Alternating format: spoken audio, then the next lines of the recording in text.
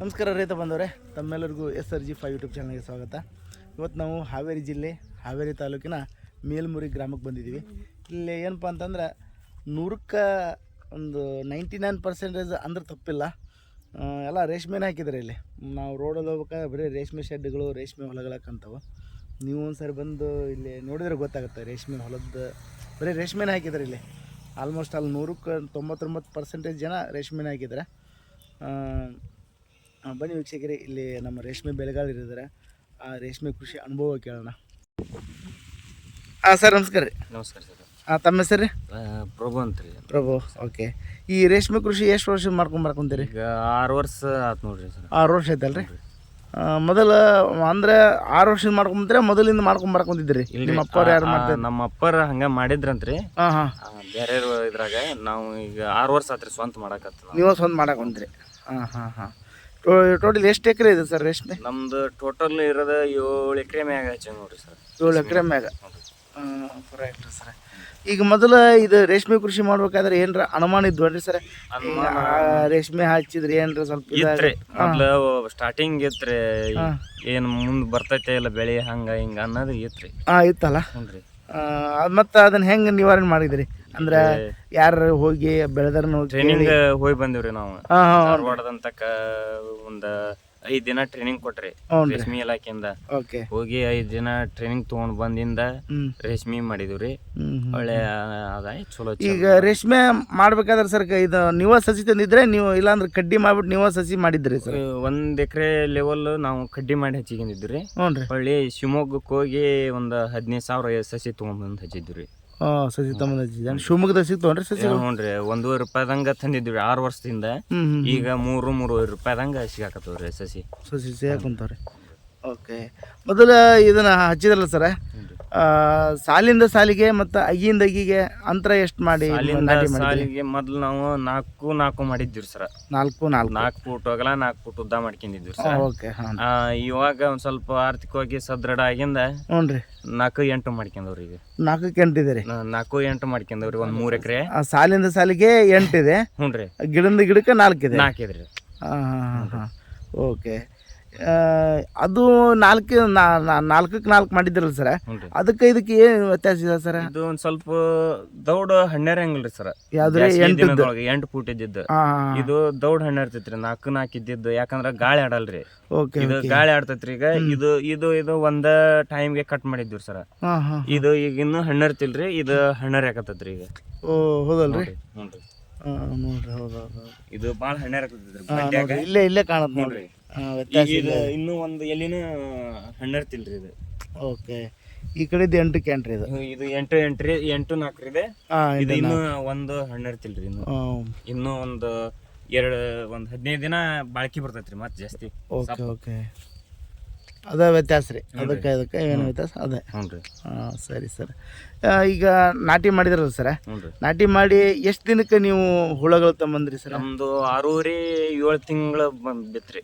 6.5-7 ತಿಂಗಳು ಬೇಕಾಕತ್ರಿ. ಅದ ನಾಟಿ ಮಾಡಿಂದ 6ರಿಂದ 7 ತಿಂಗಳು ಬೇಕಾಕತ್ರಿ. ಬೇಕಾಗತ್ತೆ. 7 ತಿಂಗಳಿಗೆ ಕಟಾವ್ ಮಾಡಿದ್ರಿ? ಹ್ಞೂನ್ರಿ. ಮೊದಲು ಎಷ್ಟು ಮೊಟ್ಟೆಗಳು ತಂದಿದ್ರಿ ಸರ್? ನಾವು 250 ತಂದಿದ್ವಿ ರೀ. 250. ಒಂದು ಬ್ಯಾಚ್ 250, ಒಂದು ಬ್ಯಾಚ್ 250 ಹಿಂಗೆ ತಗೊಂಡ್ಬರ್ತಿದ್ವಿ ರೀ. ಹೌದಲ್ಲ? ಹ್ಞೂನ್ರಿ. ಎಷ್ಟು ಎಕರೆ ಹಾಕಿದ್ರಿ ಮೊದಲು ನಾವು 4 ಎಕರೆ ಮಾಡ್ಕೊಂಡಿದ್ವಿ. 4 ಎಕರೆ. ಒಂದಿಟ್ಟು ಚಲೋ ರೇಷ್ಮೆಗ ಚಲೋ ಅನ್ಸಾಕತ್ರಿ. ಮತ್ತೊಂದು ರೇಷ್ಮೆ ಶೆಡ್ ಮಾಡ್ಕೊಂಡು ಮತ್ತೆ 2.5 ಎಕರೆ ರೇಷ್ಮೆ ಮಾಡ್ಕೊಂಡಿವ್ರಿ ನಾವು. ಟೋಟಲಿ ರೇಷ್ಮೆ ಶೆಡ್ ಎಷ್ಟು ಅದ ಸರ್ ನಿಮ್ಮ? ನಮ್ಮ 2 ಅದಾವ್ರಿ. ರೇಷ್ಮೆ ಶೆಡ್ 2 ಅದಾವ್ರಿ ಮಾಡ್ಕೊಂಡವ್ರಿ. ಪರವಾಗಿಲ್ರಿ ಸರ್. ಮೊದಲ ಈಗ ನೀವು ಮೊದಲೇ ಬ್ಯಾಚಿಗೆ ರೇಟ್ ಎಷ್ಟು ಬಂತು ಸರ್? ನಮ್ದು ಅವಾಗ ಅಷ್ಟೇನು ಇದ್ದಿದ್ದಿಲ್ರಿ ರೇಟ್. 280 ಏನು ಕೊಟ್ಟಿದ್ದೀವಿ ರೀ ಒಂದೇ ಬೆಳೆ ರೇಟ್. ಒಂದು 2.5 ಕ್ವಿಂಟಲ್ ಆಗಿತ್ರಿ ಅದು. ಹೌದಲ್ರಿ? ಒಂದೇ ಬೆಳೆನ ಸ್ಟಾರ್ಟಿಂಗ್ ಚಲೋ ಬಂತ್ರಿ. 1-2 ಬೆಳೆ ಒಂದ್ ಸ್ವಲ್ಪ ಕುಗ್ಗಿದ್ವಿ. ಹೌದಲ್ಲ? ಮೇಂಟೆನೆನ್ಸ್ ಸರಿ ಆಗ್ಲಿಲ್ಲ. ಮತ್ತು ಟ್ರೈನಿಂಗ್ ಹೋಗಿ ಎಲ್ಲ ಮಾಡ್ಕೊಂಡ್ ಬಂದಿಂದ 100ಕ್ಕೆ 100 ಮ್ಯಾಕ್ ತೆಗಿಯಾಕತ್ತೀವ್ರಿ. 100ಕ್ಕೆ 100 ಮ್ಯಾಕ್ ತೆಗಿಯಾಕತ್ತೀವಿ. ಓಕೆ. ಮತ್ತೆ ಇದಕ್ಕೆ ಗೊಬ್ಬರಗಳ ಏನು ರಸಗೊಬ್ಬರ ಏನಾರ ಕೊಡ್ತೀರಾ? ಬರೀ ರಾಸಾಯನಿಕ ಗೊಬ್ಬರನ ಕೊಡೋದ್ರಿ ಇದಕ್ಕೆ. ಅಮೋನಿಯಮು, ಪೊಟ್ಯಾಸು, DAP ಅಥವಾ 10-26 ಕಾಂಪೋಸ್ಟ್ ಗೊಬ್ಬರ ಕೊಡ್ತೇವ್ರಿ.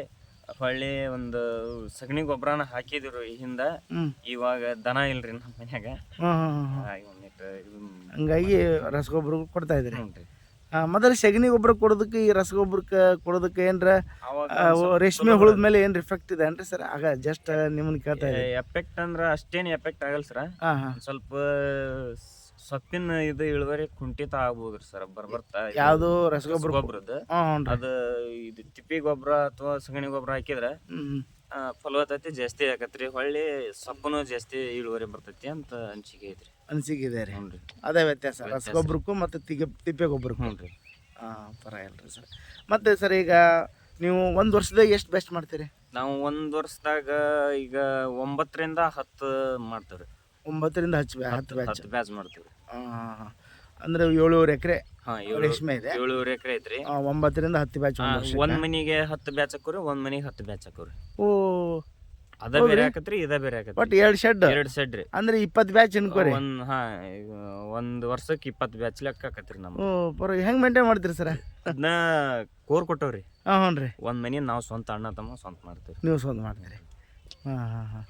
ಒಂದು ಬ್ಯಾಚಿಗೆ ಎಷ್ಟು ಖರ್ಚಾಗುತ್ತೆ ಸರ್? ಒಂದ್ ಬ್ಯಾಚಿಗೆ ಸರ್ ಸುಮಾರು ಒಂದು 60,000 ಸನಿಯಾಗಿ ಬರ್ತೈತಿ ನೋಡ್ರಿ. ಒಂದು ಬ್ಯಾಚಿಗೆ ಖರ್ಚು 2 ಎಕರೆ ರೇಷ್ಮಿದ ಸಪ್ಪಿಗ್ರಿ. ಹುಳ ತಗೊಂಬಂದು ಗೂಡ್ ಕಟ್ಟಿಸಿ ಗೂಡ್ ಮಾರ ಲೆಕ್ಕ ಟ್ರಾನ್ಸ್ಫರ್ ಎಲ್ಲ ಚಾರ್ಜ್ ಎಲ್ಲ ಹಿಡಿದ್ರೆ 60,000 ರೂಪಾಯಿ ನಿಗುಳ್ ಬೇಕ್ರಿ ಒಂದ್ ಬೆಳಿಗ್ಗೆ. ಒಂದು ಬೆಳಿಗ್ಗೆ ಆದಾಯ ಎಷ್ಟು ಮಾಡ್ಬೋದ್ರಿ ಸರ್? ಆದಾಯ ಸರ 100ಕ್ಕೆ 100 ಬಂತಂದ್ರೆ ಸರ ಒಂದು 2 ಲಕ್ಷ 2.5 ಲಕ್ಷ ರೂಪಾಯಿ ಸನಿಯಾಗಿ ಹೋಗತ್ರಿ. Okay okay. ರೇಟಿಂದು ಹೊಳ್ಳಿ ಗೂಡು ಚೆನ್ನಾಗಿ ಕಟ್ತಂದ್ರ, ರೇಟನ್ ಚೆನ್ನಾಗಿ ಸಿಕ್ತಂದ್ರ 2.5 ಲಕ್ಷ ರೂಪಾಯಿ ಮಟನ್ ಬರ್ತೈತಿ ಸರ್. ಹುಳದ್ದು ಒಂದ್ ಸ್ವಲ್ಪ ಪ್ರಾಬ್ಲಮ್ ಆಗಿ ಏನೋ ಕೆಟ್ಟತಂದ್ರ ಒಟ್ಟ ನಮ್ ಮಾಡಿದ ಖರ್ಚು ತೆಗೆದು 1 ಲೀಟರ್ ಉಳಿತೈತ್ರಿ. ಉಳಿತೈತಿ. ಅಂಥವು ಈಗ ಒಂದು ವರ್ಷದಾಗ ಒಂದು 20 ಬ್ಯಾಚ್ ಮಾಡ್ತಿರಲ್ರಿ, ಎಷ್ಟು ಬ್ಯಾಚ್ ಇದಾಗ್ತಾವ್ರಿ ನಿಮ್ಮ ಸಕ್ಸಸ್ ಆಗ್ತಾವ್ರಿ? ಸಕ್ಸಸ್ ಒಂದು 7 ಬ್ಯಾಚ್ ಸಕ್ಸಸ್ ಆಕ್ರಿ. ಒಂದು 3 ಬ್ಯಾಚ್ ಕೆಟ್ರ 7 ಬ್ಯಾಚ್ ಸಕ್ಸಸ್ ಆಕವ್ರಿ. ಹೌದಲ್ರಿ? ಹ್ಞೂ ರೀ. 7 ಬ್ಯಾಚ್ ಸಕ್ಸಸ್ ಆಗ್ತಾವ. ಹ್ಞೂ ರೀ. ಪರವಾಗಿಲ್ಲ ರೀ. ಒಂದು ಬ್ಯಾಚಿಗೆ ಇಲ್ಲ ಅಂದ್ರೆ ಒಂದು 2 ಲಕ್ಷ ಆದಾಯ ಆಗತ್ತೆ ರೀ. ಒಂದು 2 ಲಕ್ಷ ರೂಪಾಯಿ ಅಂಕ್ರೆ ನಿಬುಳು ಅನುಕೂಲ ಆಗತ್ತೆ. ಅನುಕೂಲ ಆಗುತ್ತೆ. ಮತ್ತು ಇನ್ನೊಂದು 3 ಬ್ಯಾಚು ನಮ್ಮ ಹಾಕಿದ ಬಂಡವಾಳ ಅಂತೂ ನಮಗೆ ಬಂದೇ ಬರ್ತೈತ್ರಿ. ನಾವು ಮಾಡಿದ ಕೂಲಿನೂ ಬರ್ತೈತಿ. ಬರ್ತೈತ್ರಿ. ಪರವಾಗಿಲ್ಲ ರೀ ಸರ್. ಏನೋ ಒಂದು ಟೈಮ್ ಕೆಟ್ಟಿದ್ದಾಗ ಅಷ್ಟೊಂದು ಸ್ವಲ್ಪ ಇವು ಬ್ಯಾಸ್ಗಿ ದಿನ ರೀ ಹುಳ ಒಂದು ಸ್ವಲ್ಪ ಪ್ರಾಬ್ಲಮ್ ಆಗಕತ್ತವ್ರಿ. ಹೌದಲ್ರಿ? ಹ್ಞೂ ರೀ. ಪ್ರಾಬ್ಲಮ್ ಆಗ್ತದ. ಪ್ರತಿ ವರ್ಷ ಆಗಿ ಆಗ್ತಿರ್ತಾವ್ರಿ. ಪ್ರತಿ ವರ್ಷನ ಹಾಕಿರ್ತೈತ್ರಿ. ಒಂದು 10 ಬ್ಯಾಚ್ನ ಒಂದು 2-3 ಆಗದ ರೀ. ಅದು ಸಹಜ ರೀ. ಯಾಕಂದ್ರ ಕ್ಲೈಮೇಟ್ ನಮ್ ಪ್ರಕಾರ ಇರಲ್ರಿ, ನಾವು ಅದನ್ನ ಕ್ಲೈಮೇಟ್ ತರದ್ ಆಗಲ್ರಿ. ಹೌದೌದು. ಮೇಂಟೆನೆನ್ಸ್ ಮಾಡಿ ಆಗದಲ್ರಿ. ಯಾಕಂದ್ರ ಒಂದಿನ ಜಾಸ್ತಿ ಬಿಸಿಲು ಬರ್ತೈತ್ರಿ, ಒಂದಿನ ಗಾಳಿ ಜಾಸ್ತಿ ಆಕತ್ರಿ, ಏನ್ ಮಾಡಕ್ ಆಗಲ್ರಿ. ಹೌದಲ್ಲ?